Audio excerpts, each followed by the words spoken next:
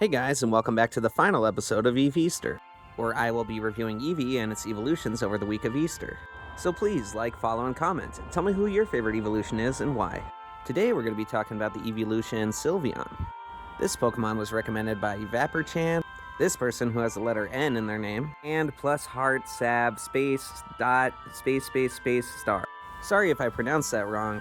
Some people say I have an accent. Sylveon has multiple inspirations, the first being the Sylph. The Sylph is an invisible air spirit, and it comes from the 16th century works of Paracelsus. The Sylph are often depicted as fairies, which is where Sylveon gets its fairy typing. It's also where it gets the first 3 letters of its name. Now, before I get to the second inspiration, I want to start by saying I grew up in a religious household. Not like crazy religious or anything, but enough that I went to Sunday school. We didn't have cable growing up, so I watched a lot of Arthur and the first episode of The Simpsons. Couldn't watch the second one. My mom would get home at 5:30. There was a kid in my class that was younger than me, and I would go to his house after Sunday school, and him and I would watch Dragon Ball Z. He would always get tired and fall asleep, so I'd go hang out with his older sister. And she would be watching, that's right, Sailor Moon.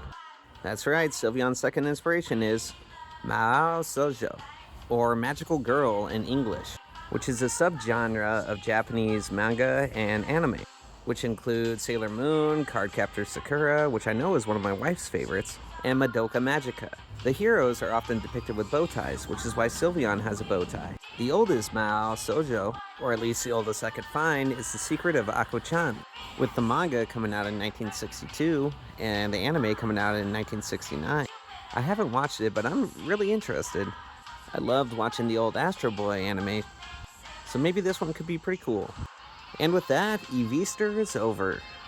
I learned a lot of stuff, and I hope you did too. Here's a list of the Pokemon I'm going to be doing next week. They're all viewer requests, so... I already did that. So please comment who your favorite Pokemon is, and I may do a video on it and shout you out in the video.